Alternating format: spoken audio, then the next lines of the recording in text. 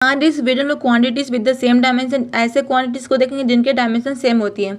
जिसमें पहला होती है टॉर्क। टॉर्क को हम लोग टाउ से रिप्रेजेंट करते हैं। Tau equal to F into D होती है। एफ हमारे पास क्या होगा, फोर्स होता है, डी हमारा डिस्टेंस हो जाएगा। तो एफ हमारे पास क्या होती है, जिनका डायमेंशन क्या होती है, M L T minus two होता है, और जो डी होगा उसका एल हो जाएगा। तो यहाँ पर होती है एम एल हो जाएगा, यहाँ पर एक एल है, यहाँ पर एक एल है, तो यहाँ पर एल स्क्वायर होगा, तो M L square T minus two हो जाएगा।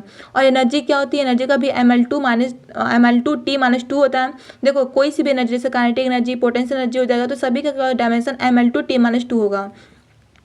इंपल्स की बात करते हैं, इंपल्स को जे या फिर आई से रिप्रेजेंट करते हैं। Equal to F into T होती है। एफ हमारे पास फोर्स होती है, टी हमारे पास टाइम है। तो फोर्स का क्या हो जाएगा, M L T minus two होती है, टी का हमारे पास टाइम है, तो टाइम का टी ही होगा। तो देखो यहाँ पर टी माइनस टू है, यहाँ पर टी प्लस वन है, तो यहाँ पर क्या होगा, एम एल हो जाएगा, टी यहाँ से घट जाएगा तो एक माइनस वन रहेगा, तो M L T minus one. Linear momentum क्या होती है, P equal to M into V होता है। एम क्या होती है, मास होती है, भी वेलोसिटी होती है। मास है, मास को हम लोग केजी, केजी को हम लोग एम से रिप्रेजेंट करेगा, तो यहाँ पर एम हो जाएगा, और भी की जो डायमेंशन होता है वेलोसिटी का, वो एल टी माइनस वन होती है, तो यहाँ पर M L T minus one. तो इम्पल्स का जो डायमेंशन होगा वो लिनियर मोमेंटम के डायमेंशन के बराबर हो जाएगा। सरफेस टेंशन क्या होती है, इसको टी से रिप्रेजेंट करते हैं। T equal to F by L होता है। एफ हमारी फोर्स होती है, एल हमारे पास क्या होती है, लेंथ हो जाएगा। तो इसका एफ का डायमेंशन भी वही होगा, M L T minus two. Length का हम लोग एल से रिप्रेजेंट करेंगे, एल से एल कैंसिल हो जाएगा, तो T equal to M L zero हो जाएगा, टी माइनस टू।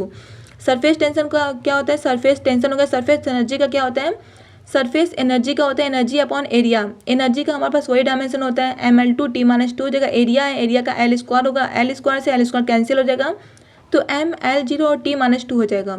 अब देखो जो सरफेस टेंशन का डायमेंशन होता है वही सरफेस एनर्जी के डायमेंशन के बराबर होगा।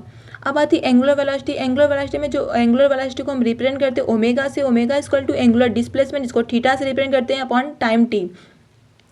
जो एंगुलर डिस्प्लेसमेंट जो थीटा होती है वो एक प्रकार की एंगल होती है, इनकी डायमेंशन लेस होता है। अपॉन टी का क्या होगा, टाइम का टी हो जाएगा, तो यहाँ पर क्या होगा, एम जीरो हो जाएगा, एल जीरो हो जाएगा, और टी माइनस वन। क्यों, क्योंकि जो टी अपॉन है वो ऊपर चला जाएगा।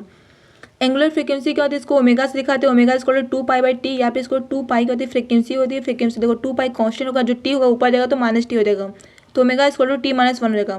तो जो एंगुलर वेलोसिटी का डायमेंशन होता है वही एंगुलर फ्रीक्वेंसी के डायमेंशन के बराबर होगा। Thank you for watching this video.